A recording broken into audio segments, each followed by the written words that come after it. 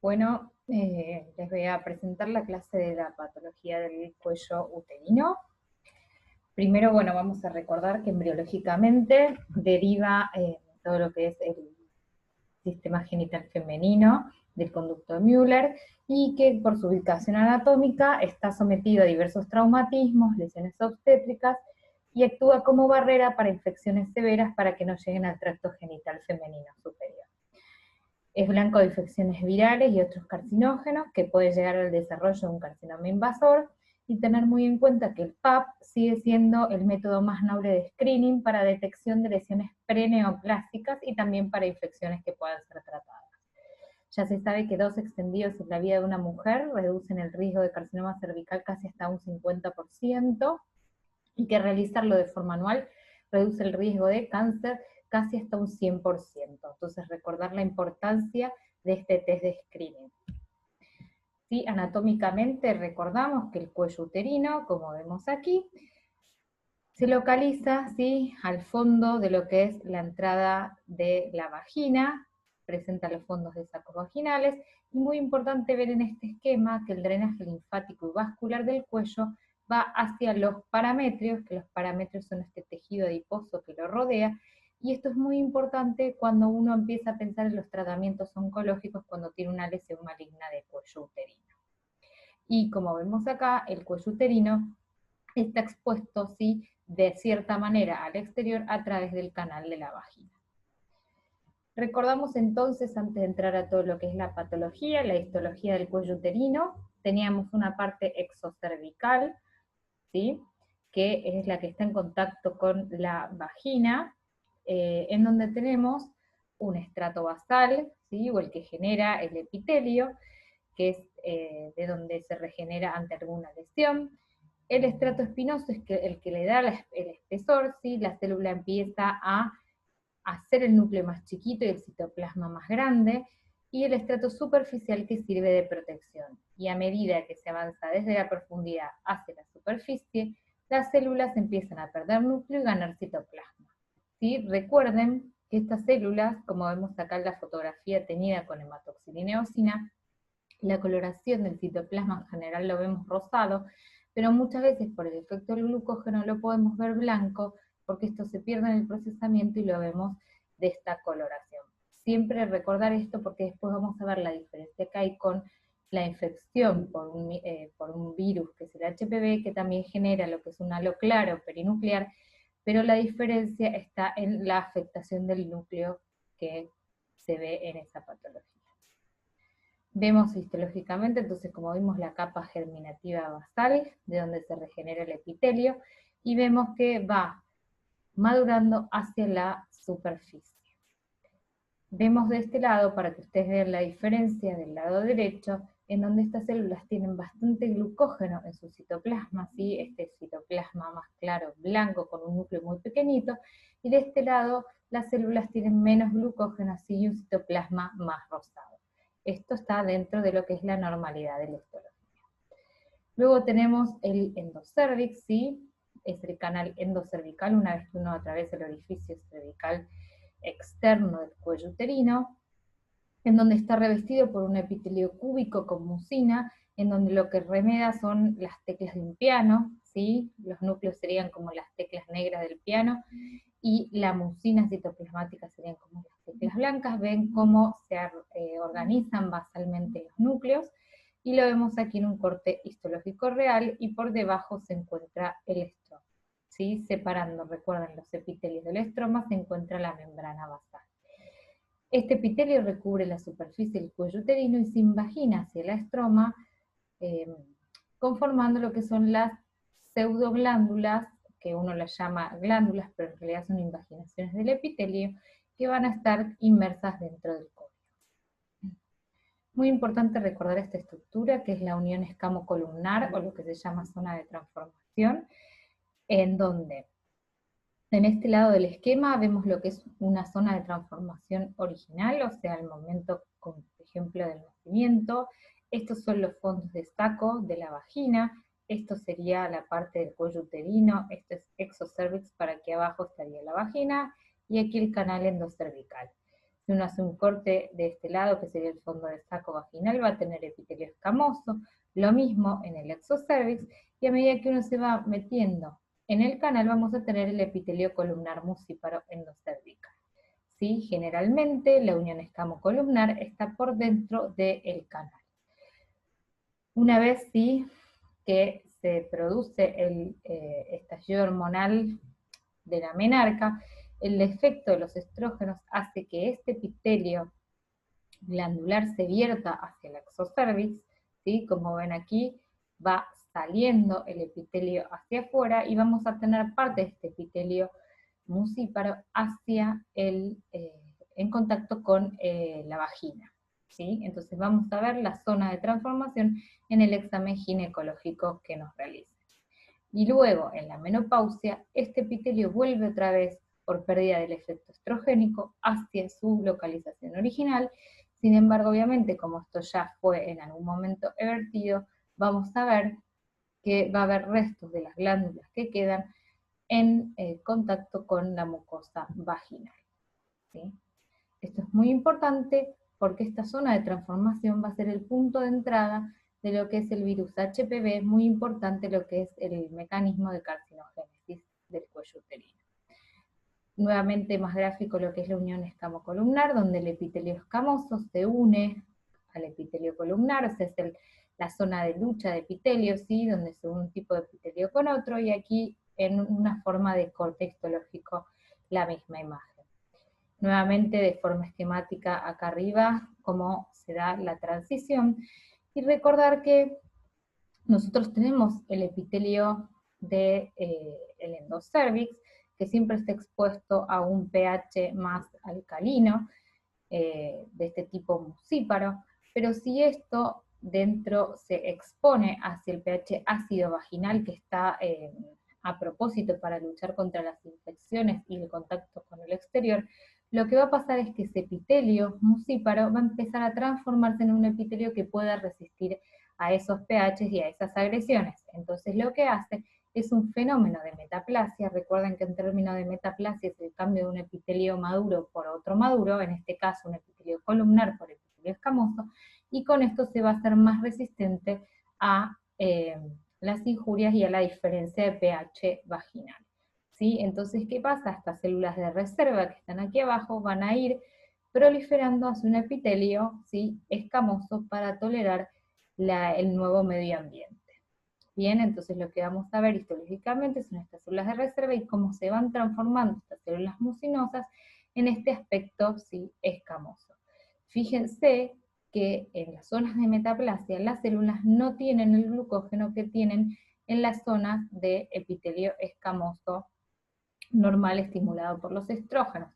Esto es cuando se da una metaplasia de forma inmadura y que con el tiempo va a ir madurando y va a ir adquiriendo este nuevo aspecto. Bien, aquí para que lo veamos en un corte histológico, vemos cómo aquí podemos observar epitelio escamoso, pero en la superficie vemos cómo quedan restos de este epitelio musíparo. Entonces esto nos da la idea de que todo este epitelio en realidad era epitelio musíparo que se fue metaplasiándose o cambiando su fenotipo hacia un epitelio escamoso.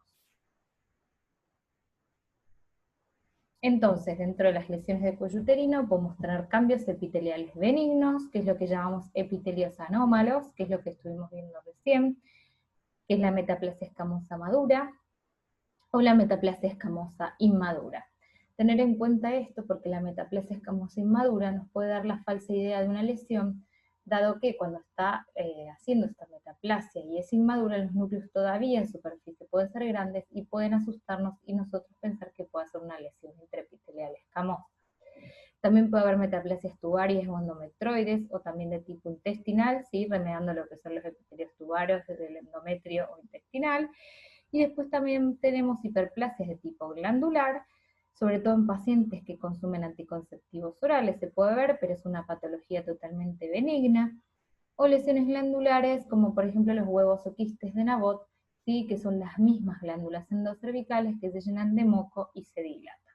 Todos cambios epiteliales benignos. En cuanto a lesiones inflamatorias e infecciosas, generalmente nosotros lo vamos a ver como algo específico, y si alguien quiere hacer un diagnóstico de certeza tendría que mandar a cultivar ese flujo. Y a veces podemos ver características específicas de infecciones, como por ejemplo en el gonococo, en la clamidia, en el micoplasma y en las infecciones herpéticas. Recuerden sí que nosotros morfológicamente las lesiones inflamatorias e infecciosas las vamos a ver como patrones de infiltrado inflamatorio agudo, ¿sí? Donde vemos polimorfonucleares, erosiones y cambios reparativos, junto con edema. Y en las formas crónicas se transforma ese infiltrado inflamatorio mononuclear con linfocitos macrófagos y plasmocitos. Y como les dije, algunas formas de infección más específicas que podemos ver son, por ejemplo, la cervicitis folicular, que podemos asumir, pero no asegurar que puede estar relacionado con la clamidia, y la cervicitis herpética. Ahora vamos a ver las dos para que vean que histológicamente podemos inducir que están producidas por estos agentes. La cervicitis folicular, aquí vemos una fotografía donde vemos un epitelio cilíndrico musíparo del endocervix y estos acúmulos linfoides que forman folículos con centros germinales activos. Y en cuanto a las lesiones herpéticas, ¿sí? Lo que vamos a ver es en el epitelio escamoso, áreas que pueden ser de necrosis, y vamos a ver cambios a nivel nuclear. Generalmente el herpes simple de tipo 2, el que afecta el tracto genital, lo que vamos a ver es las características que van a ser células multinucleadas, ¿sí? Marginación de la cromatina, que ustedes ven que la cromatina se pega a la membrana del núcleo, amoldamiento de los núcleos, ven como que acá esta célula que está multinucleada, los núcleos se van como amoldando entre sí, se ve nuevamente aquí en esta foto y lo mismo en esta foto. Y la macrocariosis, además de la multinucleación. ¿Sí? Entonces todos estos son signos de infección por herpes virus simple. Luego tenemos lesiones polipoides benignas, que son los pólipos endocervicales. Generalmente se dan a un 2 a un 5%, se desarrollan en el endocervix. Pueden ser sésiles o se pueden alargar y salir por el orificio cervical externo y dar sintomatología, como por ejemplo sangrado por traumatismo al estar expuestos a través del orificio cervical externo, y generalmente están revestidos por este epitelio musíparo simple, pero que obviamente que si esto sale por el orificio cervical externo, lo que va a pasar es que se va a producir una metaplasia escamosa, como estuvimos viendo, ¿sí? Por este cambio de pH y adaptabilidad. Muchas veces se puede erosionar y puede haber vasitos de neoformación congestivo, como vemos en este caso y también como vemos en este caso. El estroma general es fibroso, pero puede tener cambios de tipo mixoide. Bueno, vamos a entrar en este gran capítulo importante, que son las lesiones precancerosas de cuello uterino. En cuanto a los factores de riesgo asociados, se ve que la actividad sexual, en cuanto a la edad de comienzo temprano de la actividad sexual, la promiscuidad, las enfermedades de transmisión sexual, ya sea el HPV, el herpes simple y la clamidia, el tabaquismo y la inmunosupresión son factores de riesgo para el desarrollo y progresión de las lesiones precancerosas. ¿Sí? Un poco la historia de la terminología de las lesiones precancerosas del cuello uterino han evolucionado desde llamarse displasia leve, moderada, severa, a sin 1, sin 2 y sin 3, ¿sí? Para clasificarlas. Y luego, ahora actualmente, se utiliza la clasificación de Bethesda, en donde es un sistema binario, en donde se clasifica las lesiones en lesiones de bajo grado, o LSIL, y lesiones de alto grado, o HSIL. Dentro de las LSIL se van a englobar las lesiones condilomatosas y de displasia leve o sin 1, y dentro de las lesiones de alto grado van a estar incluidas el SIN 2 y el SIN 3, ¿sí? O displasia moderada a severa. Este sistema binario se utiliza para que todos tengan el mismo idioma. Y en cuanto a los tratamientos a implicarse. En cuanto a las lesiones, un poco comparativamente desde lo gráfico, lo histológico y lo citológico, ¿cómo veríamos nosotros las lesiones en su evolución? Nosotros en un extendido citológico de un PAP, donde nos toman con un cepillado las células que descaman del cuello uterino, vamos a ver estas células que tienen amplios citoplasmas y núcleos pequeños, ¿sí? Que son regulares, y que tienen la cromatina sin alteraciones. histológicamente la capa basal que va madurando hacia la superficie. Luego, ¿sí? Si tenemos una lesión de bajo grado, ya estas células ven cómo empiezan a mostrar cambios, si bien tienen bastante citoplasma, empieza a haber células binucleadas, empieza a haber estas células que se llaman coilocitos, con estos núcleos grandes, y estos halos perinucleares con un refuerzo de la membrana como si estuviera dibujado. Histológicamente, si bien vemos una capa basal y que madura hacia la superficie, ven la diferencia entre lo normal y lo que es atípico, en donde estos núcleos son más grandes y vamos a ver este efecto citopático en superficie. Avanzando hacia lo que es las lesiones de alto grado, lo que vamos a ver en la citología es que estos núcleos empiezan a ser más grandes y tienen menos citoplasma, o sea, empieza a haber una alteración de la relación del núcleo-citoplasma, y la misma alteración vemos a nivel de la maduración del epitelio, donde desde la capa basal empieza a verse que ya no madura el epitelio, los núcleos empiezan a ser cada vez más monomorfos hacia la superficie, empezamos a ver figuras de mitosis en diferentes niveles, ¿sí? Como vemos aquí, hasta llegar a un epitelio en donde casi todo el espesor se parece a la capa basal, ¿sí? Desde aquí hasta aquí son lesiones de alto grado, yendo desde displasias moderadas hasta displasias severas o carcinomas in situ. Y vemos cómo aumenta el núcleo, se reduce el citoplasma y las células son cada vez más parecidas a la capa basal. El gran agente involucrado en lo que es la carcinogénesis en el cuello uterino es el HPV. Siempre recuerden que es importante que exista una infección persistente y por determinados tipos de HPV. Recuerden que la familia del HPV es muy grande y tienen diferente riesgo oncogénico, siendo los de bajo riesgo o los que dan lesiones de bajo grado, son la mayoría del 6 y el 11, y los de alto riesgo y los de mayor prevalencia, por lo menos en nuestro país, son el 16 y el 18. Como les dije que era muy importante la zona de transformaciones porque se cree que el sitio de entrada del HPV es la zona de transformación. Y una vez que se introduce el virus en estas células basales, ¿sí? Puede existir en dos estados biológicos. Una es la infección latente, que hay un escaso número de copias de HPV en el núcleo, no hay cambios, ¿sí? Macroscópicos ni microscópicos, y solo se puede detectar la infección a través de métodos moleculares como captura de híbridos y PCR. Y en cuanto a la infección viral productiva, generalmente el ADN viral se está replicando de forma independiente a la síntesis cromosómica del ADN del huésped.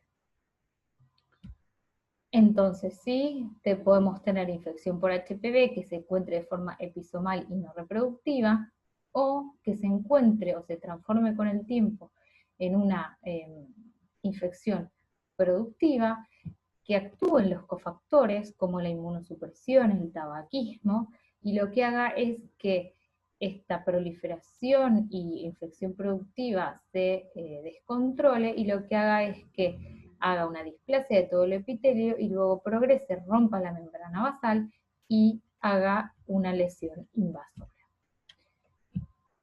Generalmente los mecanismos de carcinogénesis son a través de dos oncogenes virales, que son el E6 y el E7. Una vez que el genoma del HPV se integra, lo que hacen estos oncogenes, se unen a distintas proteínas del ciclo celular del huésped, y lo que hace, por ejemplo, la proteína 6 es que inactiva la telomerasa, la telomerasa, favoreciendo la inmortalización de las células. También el E6 altera la P53, acuérdense que la P53 es el gran guardián del genoma y lleva a las células anormales al proceso de apoptosis, por lo tanto esta E6 inmortaliza células atípicas, y el E7 lo que hace es produce una proliferación celular no controlada al unirse a la proteína del retinoblastoma. ¿Sí? También se cree que estas dos proteínas alteran la inmunidad y pueden inducir a inestabilidad genómica.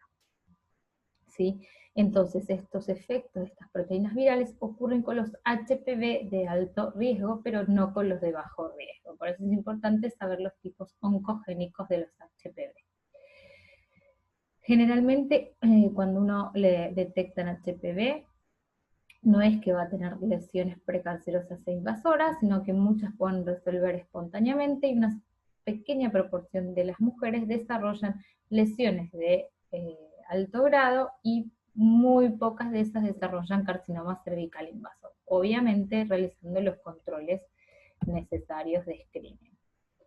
¿Sí? Generalmente las de bajo grado regresan dentro del año, y recuerden siempre que las lesiones para progresar necesitan sí cofactores.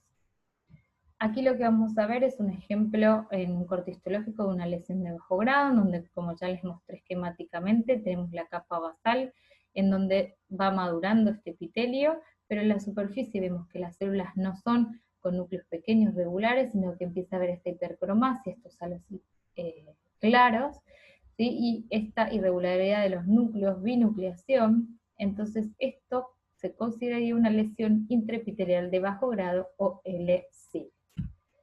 Lo vemos nuevamente, vemos como el epitelio sí madura, va reduciendo el tamaño de los núcleos, pero en la superficie empieza a haber estas células con estos núcleos más grandes e hipercromáticos. Generalmente las lesiones de bajo grado no reciben tratamiento sino seguimiento, a diferencia de las lesiones de alto grado, que incluyen la displasia moderada y la displasia severa, que sí van a requerir tratamiento. Recuerden que la displasia moderada es una entidad que es poco reproducible, incluso intra e intraobservador, y que generalmente la histología, lo que vamos a ver es lo que vimos en las fotos, esto es un poco para que les quede por escrito, y lo que vamos a ver histológicamente es que de esta capa basal, las células no maduran, ¿sí? Empiezan a aparecer las mitosis en diferentes niveles, que no sean la capa basal o germinativa, y vamos a ver si también efecto citopático del virus en superficie, sobre todo en las lesiones de displasia moderada, y cuando son displasias severas generalmente este efecto citopático se pierde y lo que vemos es una falta de maduración completa de todo el epitelio. Sí, vemos nuevamente estas mitosis anómalas, este efecto citopático con binucleación. Muchas veces podemos tener esta capa de paraqueratosis, pero vemos como el epitelio ya se nota que está alterado, ¿sí? Y lo que podemos ver también, recuerden que como las glándulas endocervicales eran invaginaciones del epitelio, ¿sí? En un epitelio endocervical con metaplasia escamosa, estas alteraciones displásicas pueden introducirse hacia lo que es la invaginación endoglandular y dar un aspecto de pseudoinvasión hacia el colon. Pero siempre recordar que para diagnosticar invasión tenemos que ver reacción a nivel del estroma, tanto sea infiltrado inflamatorio como reacción desmoplásica.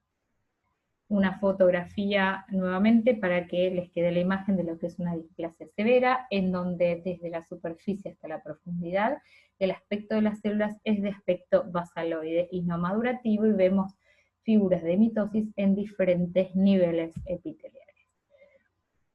¿Por qué las lesiones generalmente bajo grado no se tratan? Es porque su progresión al carcinoma invasor es baja. Algunas lesiones moderadas también, sí, se puede ver que estadísticamente la progresión puede ser baja, pero esto puede ser porque haya una baja reproducibilidad de este tipo de lesiones y que lesiones que se ponderen como displasia moderada sean displasia leve, y lo que haga ver la displasia moderada sea este gran efecto citopático del virus que hace que las células sean más atípicas. Pero fíjense que el SIN3 sí tiene una gran persistencia y también un alto porcentaje de progresión a carcinoma invasor, por lo tanto requiere tratamiento. ¿Sí? En cuanto a lo que es, bueno, como les expliqué la carcinogénesis, nosotros lo que podemos ver histológicamente, y una herramienta que utilizamos mucho para el diagnóstico en cuello uterino en las lesiones perineoplásicas, es la inmunohistoquímica con P16, ¿sí? Y esto, ¿qué es lo que nos estaría indicando a nosotros? Nosotros ya vimos que la proteína E6 viral inactiva la P53, o sea, inactiva el proceso de apoptosis, y que la proteína E7 se une a la proteína del retinoblastoma. Esta proteína del retinoblastoma lo que hace es generalmente inactivar el factor de crecimiento, que es el que libera la proliferación celular. Al estar inactivada por esta proteína del genoma viral, lo que hace es que se libera esta proliferación. A su vez, lo que hace la P16, que es un inhibidor de ciclina, está regulado por la presencia de la proteína del retinoblastoma, al estar secuestrada y disminuir la proteína del retinoblastomas, lo que hace es que se libera la expresión de P16 y aumenta lo que es su nivel. Entonces nosotros indirectamente este nivel de P16 incrementado lo podemos asumir como que es el efecto del virus en la célula. Por eso se utiliza como herramienta diagnóstica para estas lesiones, ¿sí?, de alto grado, y ahora vamos a ver bien dónde la utilizamos, ¿sí? Generalmente, para decir que son positivas, ¿sí?, tiene que haber una positividad citoplasmática en células basales y parabasales. Muchas veces puede no haber tinciones en las capas superficiales. Para que lo veamos histológicamente, aquí vemos una lesión en donde vemos que hay la capa basal y notamos que hay falta de maduración, pero también vemos que hay mucho efecto citopático viral y nos puede generar dudas si esto es una lesión de alto o bajo grado. Le hacemos la tinción de P16 y vemos que la tinción es en los 2/3 del epitelio y algo en el epitelio de superficie, y como vimos los criterios para positividad, esto se consideraría como positivo para P16, entonces una lesión de alto grado. Aquí, perdón, ya vemos en una zona de transformación donde está ahí epitelio escamoso y epitelio glandular, donde vemos que hay falta de maduración en todo el espesor epitelial, y con la P16 podemos constatar que existe positividad difusa nuclear y citoplasmática, confirmando la lesión de alto grado. ¿Sí? Generalmente las lesiones moderadas y severas van a ser positivas con P16. Las lesiones de bajo grado hay que tener mucho cuidado porque hay muchas que pueden ser positivas, con lo cual si uno histológicamente diagnostica un bajo grado no debería ser la técnica de P16, y si en las lesiones no neoplásticas va a haber negatividad con la P16. Entonces, como conclusión del uso de la P16 en una anatomía patológica, actúa como una herramienta de seguridad en el diagnóstico rutinario, a veces lesiones pequeñas, ¿sí? Cuando uno tiene, por ejemplo, un diagnóstico en un PAP de una lesión y no la ve histológicamente, hace P16 y pueden pasar desapercibidas de la histología y aparecer con P16. Se utiliza en el diagnóstico diferencial entre lo que llamamos simuladores de lesión cervical, como esta metaplasia escamosa inmadura, en donde podíamos ver todavía núcleos grandes en superficie y generarnos dudas. Cambios asociados a atrofia, ¿sí? Cuando las pacientes son atróficas, generalmente los epitelios parecen todos muy basaloides, y a veces cambios epiteliales irritativos hacen que las células epiteliales sean muy reactivas y dudemos si hay lesión o no. ¿Sí? Y ahora se está utilizando en citología la expresión simultánea de P16 con Ki67, que es el Kit Sintec Plus, y que generalmente la expresión en una misma célula es un signo inequívoco de estar transformada por un virus de alto riesgo, ¿sí? O sea, reduciendo lo que es la variabilidad en la lectura citológica e incluso intraobservador.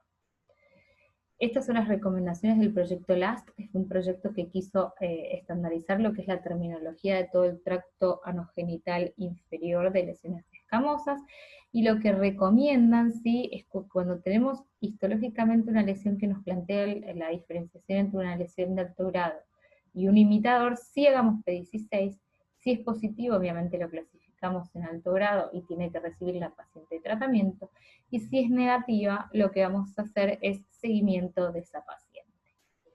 En cuanto a las lesiones diagnosticadas histológicamente como SIN3, no hacer P16, sino directamente diagnosticarlo.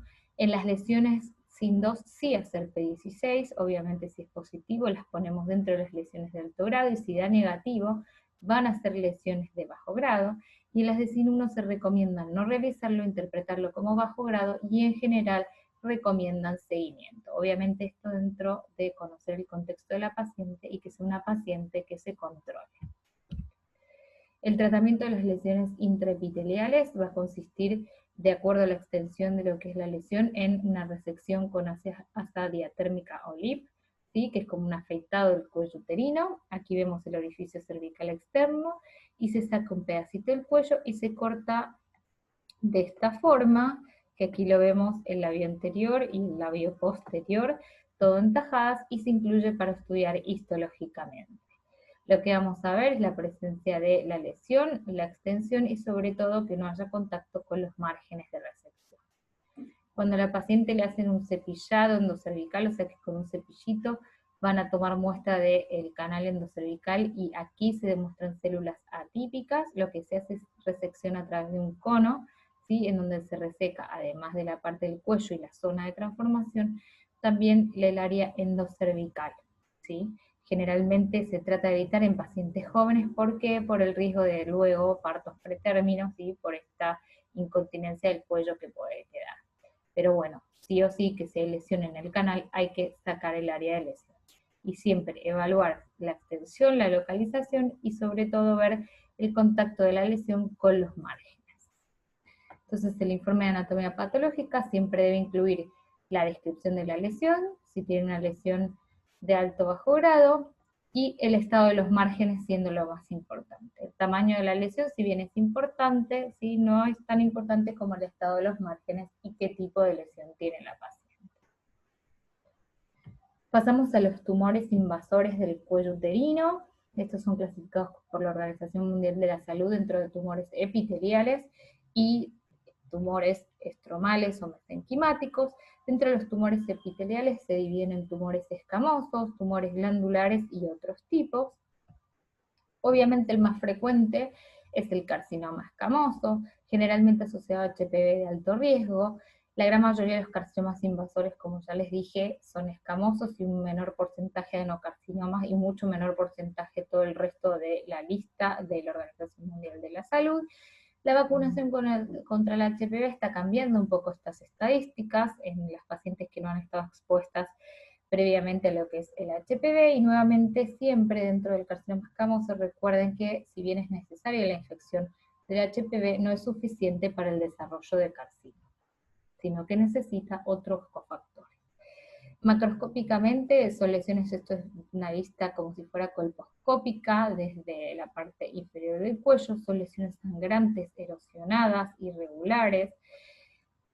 El tratamiento de los tumores invasores es la colpo-anexo-histerectomía con parametrios u operación de Verten-Mays, en donde se saca parte de la vagina, obviamente todo el cuello, el útero, los anexos de acuerdo ¿sí? a la edad de la paciente, y sobre todo importantísimo, como vimos al principio, por la anatomía del drenaje linfático vascular, extirpar los parametrios. Sí, otra vez macroscópicamente, vemos que son lesiones que pueden llegar a ser voluminosas, irregulares, friables, ¿sí? Que pueden estar en el endocervix o protruyendo hacia el exocervix. Y generalmente en la histopatología de lo que son los carcinomas escamosos, vamos a tener histológicamente nidos sólidos y playas de células de citoplasmas con puentes intercelulares, que es lo que nos ayuda a confirmar la estirpe escamosa. Puede ser bien moderado o pobremente diferenciados, pueden queratinizar o no, ¿sí? Cuando queratinizan vemos las típicas perlas córneas, y existen diferentes variantes histológicas, ¿sí? Ya sea queratinizante, no queratinizante. Hay variantes que son más agresivas, como la basaloide, vamos a ver ya fotos, que generalmente se presentan en estadios más avanzados. El carcinoma verrugoso, que es más condilomatoso, pero no vemos la típica coilocitosis, generalmente cuesta ver la infiltración porque es esa forma expansiva. Sí, tiene recurrencias pero no metástasis. También hay el carcinoma papilar, escamo transicional y linfopitelioma like.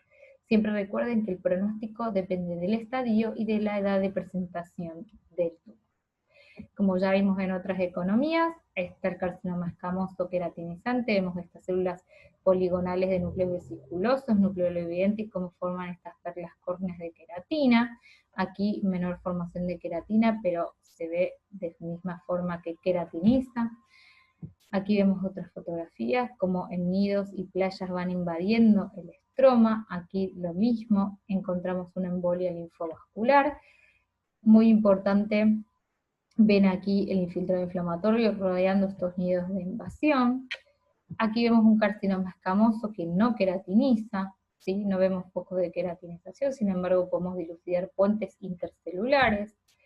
Este es un ejemplo histológico de un carcinoma basaloide, en donde las células remedan la capa basal y hacen estos nidos con necrosis central, ¿sí? Estos nidos atípicos. Este es un ejemplo de carcinoma verrugoso, en donde vemos que parecen hacen papilomatosis hacia la superficie, y la infiltración es a forma de bulbos, ¿sí?, o clavas hacia el estroma.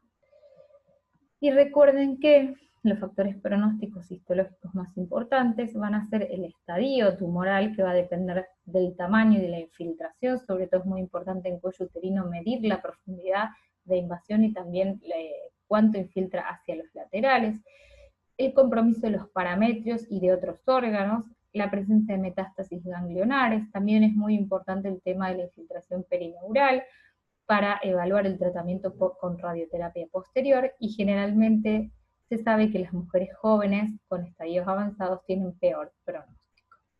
Sí, generalmente se da la diseminación por vía linfática, se da entre el 25 y un 50%, y principalmente a los ilíacos internos, externos y obturadores, y en forma tardía a los sacros paragórticos e inguinales. Por otro lado, recuerden que como tenemos un epitelio escamoso en el cuello uterino, tenemos también un epitelio glandular, entonces puede haber desarrollo de adenocarcinomas. El precursor es el adenocarcinoma in situ, es una lesión más rara, y generalmente cuando la encontramos está asociada a lesiones intraepiteliales escamosas, ¿sí? Y generalmente lo que se ve histológicamente va a ser una transición abrupta de un epitelio glandular normal, como se acuerdan, veíamos las teclas del piano, hacia un epitelio atípico, estratificado, hipercromático. Ven cómo cambia el aspecto y es bien brusco del epitelio atípico hacia el epitelio con atipía. Lo mismo vemos aquí, glándulas normales, y como otras glándulas están rellenas por este epitelio, que se ve que ya está estratificado y con gran hipercromasia, ¿sí? También están asociados a HPVs de alto riesgo, sobre todo al HPV 18, pero también al HPV 16. Nuevamente una histología en donde desde el epitelio normal hace transición hacia un epitelio que se estratifica, ¿sí? Los núcleos ya no son más basales con esta mucina apical, sino que empiezan a estratificar hacia la superficie, y hasta podemos ver figuras de mitosis en la superficie. Una vez que esta lesión deja de ser in situ y atraviesa la membrana basal, se constituye en un adenocarcinoma invasor. Generalmente la edad promedio del desarrollo de estas lesiones son los 50 años. Los factores de riesgo son similares al carcinoma escamoso, y el estadio es el que va a marcar el pronóstico. Tal como el carcinoma escamoso, el adenocarcinoma tiene variantes histológicas. El de tipo usual o endocervical es el más frecuente. Tenemos subtipos mucinosos, que pueden ser el mucinoso no especificado o el de tipo gástrico, también intestinal o con anillo de sello. Existe una variante villo-glandular que generalmente tiene un crecimiento exofítico, o sea, en pacientes jóvenes, y que tiene un buen pronóstico. Una variante endometroide similar a lo que es el carcinoma de endometrio. Un carcinoma de células claras asociado al uso de dietilmetilvestrol, pero en general ya este medicamento ya no se utiliza más, o sea que es muy raro ver este tipo histológico, y generalmente hay que tener cuidado de no confundirlo con lo que es un carcinoma escamoso o adenoescamoso. ¿Sí? Yo sé tener mucho cuidado con el diagnóstico de esta variante histológica. El seroso, que conlleva un peor pronóstico, adenoescamoso, y hay un subtipo que se llama Glasicell, que es pobremente diferenciado, tiene menos respuesta al tratamiento, generalmente está en pacientes jóvenes, pero tiene rápido crecimiento y metástasis al momento del diagnóstico. Y tengan en cuenta que también pueden existir tumores neuroendocrinos en el cuello uterino. Acá lo que vemos histológicamente en esta fotografía de arriba a la izquierda es un adenocarcinoma de tipo usual endocervical. De este lado es un adenocarcinoma mucinoso de tipo gástrico que remedia el epitelio gástrico. En este caso es un adenocarcinoma de tipo intestinal, donde hay células de tipo goblet o mucinosas. Y en este caso es un adenocarcinoma de tipo endometroide. Tenemos aquí estas dos fotografías superiores, el adenocarcinoma villo-glandular, que son pequeñas vellosidades muy delgadas revestidas por este epitelio, que en general tiene poca atipía citológica. Eso es muy importante como criterio para diagnosticarlo, y recordar que tiene muy buen pronóstico en los pacientes jóvenes. Luego, en este caso, es un ejemplo de un carcinoma de células claras, que ya les dije que es una variante muy rara en el cuello uterino actualmente, donde vemos que son células que tienen o poco citoplasma o citoplasma claro, ¿sí? Revistiendo estos ejes hialinos. Y luego tenemos el carcinoma seroso, muy agresivo, y como vemos tiene mucha atipía citológica, y tiene estos núcleos que son de tipo hobnail, en donde protruyen hacia las luces glandulares. Y recordemos también que pueden existir en el cuello uterino, aunque raramente, tumores neuroendocrinos que van desde los bien diferenciados con esta morfología más trabecular organoide, hasta los poco diferenciados o más agresivos, que pueden ser de células pequeñas o de células más grandes, y deberíamos confirmar la histología y la estirpe con marcadores neuroendocrinos. Recuerden que son la cromogranina, la sinaptofisina, podemos utilizar con menos especificidad el CD56 y utilizar también el Ki67. ¿Qué importa del informe anatomopatológico en la cirugía del cáncer de cuello uterino? Informar el tamaño, la profundidad y la extensión de la invasión, qué tipo histológico es, el grado, el estatus de los márgenes, si tiene invasión linfovascular y también perineural, y recuerden el estadio, que es el factor pronóstico más importante. Un poco las fotografías, repasando los estadios, sí, muy importante el tamaño, porque va a ser lo que diferencie los estadios iniciales, sobre todo el estadio 1A y 1B. ¿Sí? Luego el estadio 2 se va a extender hacia la vagina, ¿sí? El tercio superior, y a medida que se avanzan en los estadios va a haber compromisos tanto de parametrios, compromiso del tercio inferior de la vagina, ¿sí? Y luego en estadios más avanzados compromisos de otros órganos como recto o vejiga, y en el estadio mucho más avanzado metástasis a distancia. Bueno, eso ha sido todo.